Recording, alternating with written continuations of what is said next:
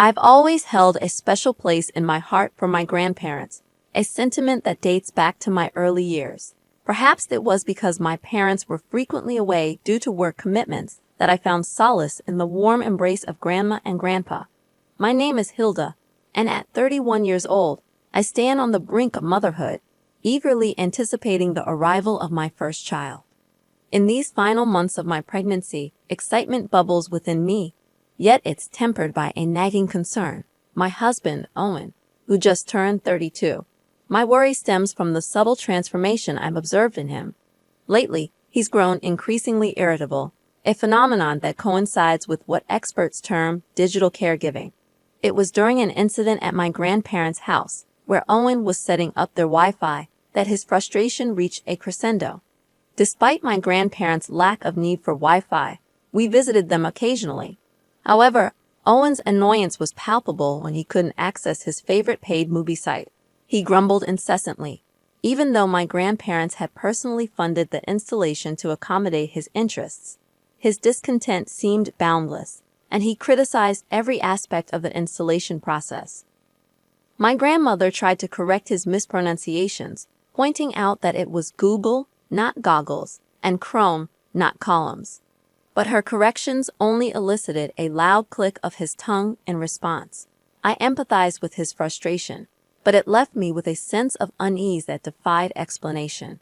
Eventually, the installation was completed, but the atmosphere grew tense, far worse than the challenges of physical caregiving. It felt like a different, more insidious form of caregiving, one imposed by the digital world.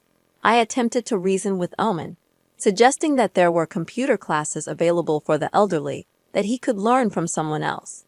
I even proposed hiring professional help if needed, but he dismissed my concerns with a sarcastic remark, expressing his fatigue and promptly left for his surfing hobby.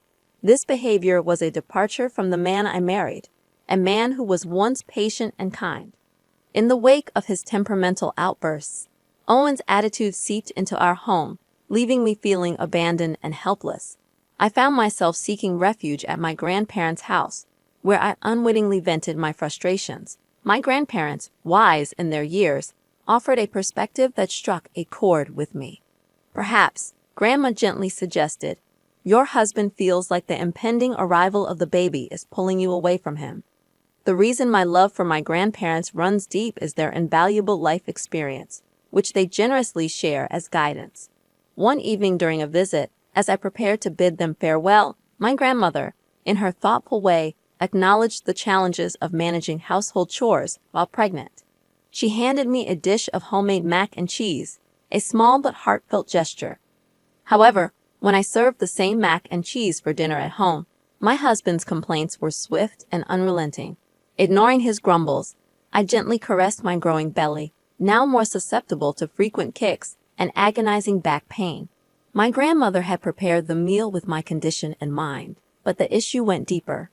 My husband's concern grew evident as he questioned my frequent visits to Grandma and Grandpa's, connecting it with my choice to bring back mac and cheese. I believed that serving the dish should be evidence enough of my love for him. But much like prenatal depression in expectant mothers, my grandmother suggested that something might be troubling him as well. He expressed his dissatisfaction with our dated dishes, comparing them to the cuisine of the 80s, before announcing his plan to go surfing. He dismissed the idea of eating the mac and cheese, seemingly convinced that the allure of modern pasta would outweigh his nostalgia. With a resigned sigh, I sat alone, wondering if the arrival of our baby might change his perspective, as my grandmother often emphasized the transformative power of a newborn. My hope was faint but persistent. I believed that our child's presence could lift the blues that had settled over us. The labor was grueling, 7 hours of intense pain followed by 3 more in the delivery room. It was a challenging initiation into motherhood, yet the sight of our baby's face made every hardship inconsequential. Despite being tiny, the baby resembled a miniature human down to their tiny fingers. I thought that perhaps my eternal blues and my husband's gloom could both dissipate in the face of this new life. Unfortunately, my husband never visited the hospital during my stay, nor did he make an effort to meet our newborn. Instead, when I returned home from the hospital, I was met with his continued absence. He questioned, his doubt evident in his eyes. Is this really my child? You've often left home, claiming to visit your grandparents. I find it hard to believe. As I stood on the doorstep, holding our newborn, he coldly demanded, "Give me some of your hair. I need a DNA test to confirm if it's really your child." My heart raced with disbelief. Where did this come from? I thought. I had just endured the excruciating pain of childbirth. Was it fair for him to accuse me like this? Anger surged through me, an intensity I had never felt before. Was he really accusing me of infidelity? What infuriated me more was Owen's complete lack of joy in the presence of such an adorable baby. It felt like my very essence of motherhood was being negated. The next day, pushed beyond my limits, I poured out my grievances to my grandparents, who had come to check on the baby. My grandfather, perhaps trying to offer support from a male perspective, said, "If you haven't done anything wrong, why not take the DNA test? Women can hold their heads high if they are innocent, but sometimes men need evidence to believe. Sharing objective facts is important. If this clears the suspicion, ask him to make it up to you with a nice cake or something." His words did offer a measure of solace, so I decided to submit my hair for the DNA test. I hadn't done anything wrong, and if this resolved things amicably, so be it. I convinced myself of my innocence. However, a week later, Owen slammed a paper with the test results in front of me, his face triumphant. "The test result is here. It's not my child. What's the meaning of this?" he declared, pointing at the paper that confirmed the absence of any genetic match with him. I stared at the paper in utter shock. "This is evidence of adultery," he stated, his voice laced with accusation. I was dumbfounded, with no memory of such an event. Clutching the damning evidence, I went to my grandparents' house, where tears flowed freely in their comforting embrace. After a brief silence, my grandfather spoke gently. "Hilda, you used to come to our house when you were in trouble, didn't you? It's okay. Leave the rest to me." He patted my shoulder with his wrinkled yet reassuring hand and then tenderly stroked my hair. The baby's soft fontanelle, yet to close, felt delicate beneath my touch. From my childhood, my grandfather had always reassured me, saying, "It's okay," and he continued to do so today. Large, heavy tears spilled down my cheeks as I whispered, "Thank you, Grandpa." A few days later, my grandfather made a significant move.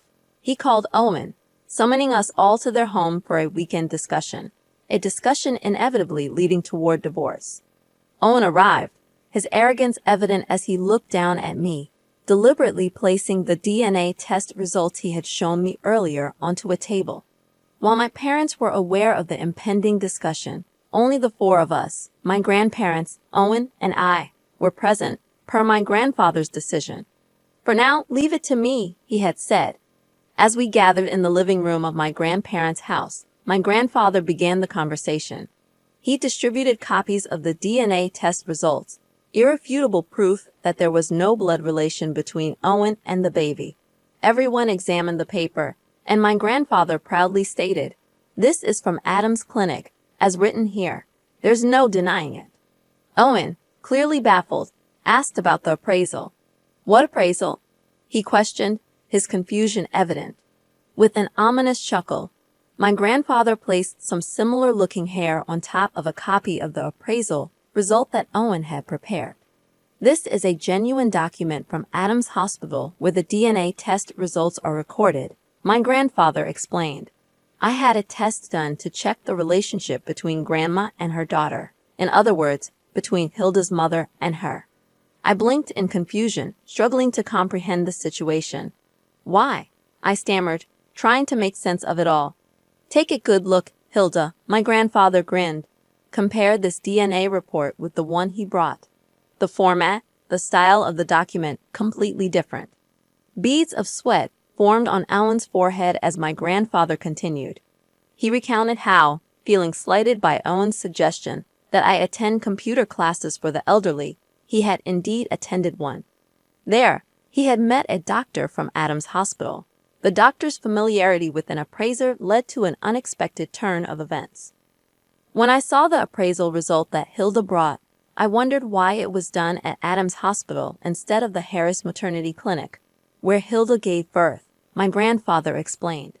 I assumed that if it was the maternity clinic, they would have conducted the test using Hilda's saliva. Truth is stranger than fiction. Up to this point, the grandfather's eyes had been filled with disbelief. When I asked the doctor at Adams Hospital, he continued, he confirmed that your granddaughter hadn't taken any tests here. After further discussions, he suggested that showing you our official document would expose the lie clearly. Owen began to tremble. This is forgery of private documents, the furious doctor at Adams Hospital had declared. You should prepare for serious repercussions. I'm sorry, Owen finally admitted, tears streaming down his face. It was reckless. I never thought I'd get caught. What do you mean, never thought?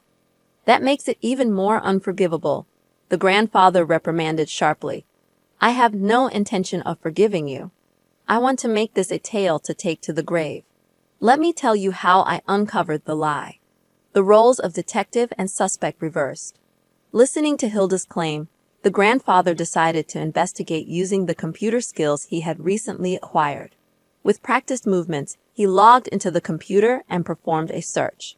I did an image search for DNA test certificates, he said, emphasizing the words Google Chrome as his grandparents engaged in a light-hearted comedy routine. The very first image that came up was identical to the document my husband initially showed me.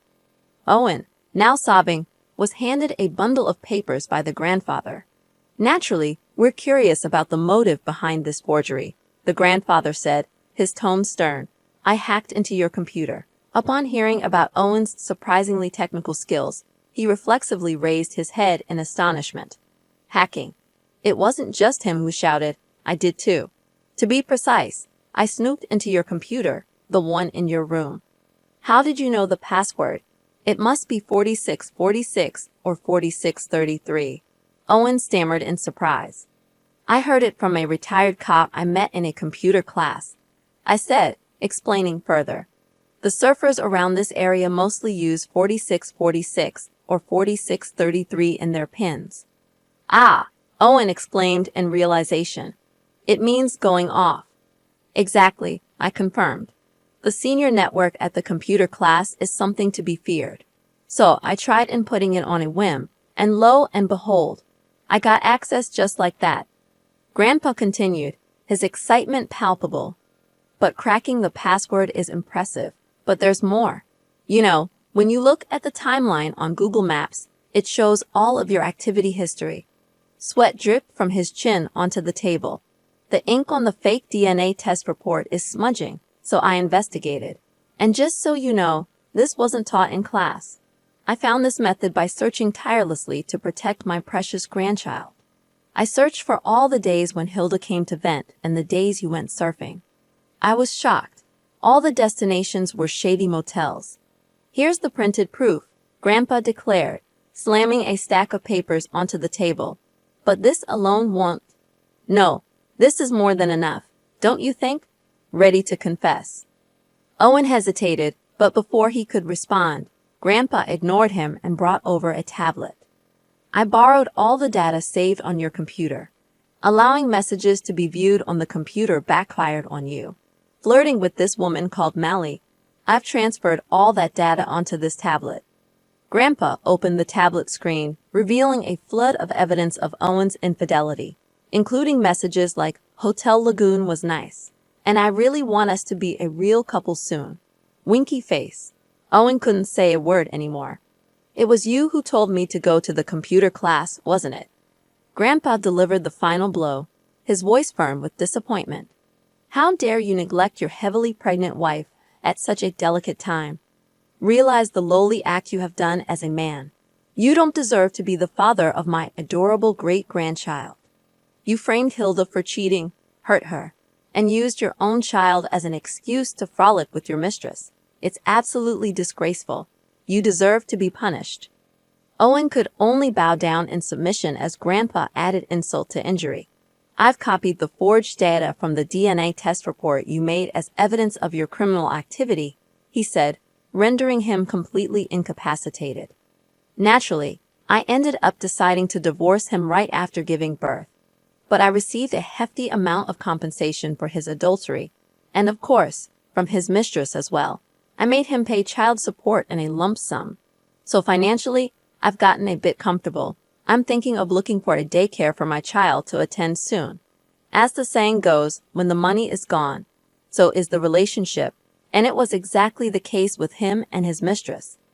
I got inundated with crying emails from Owen saying, "I'm broke, and the woman has left me. Please take me back," but I promptly blocked him.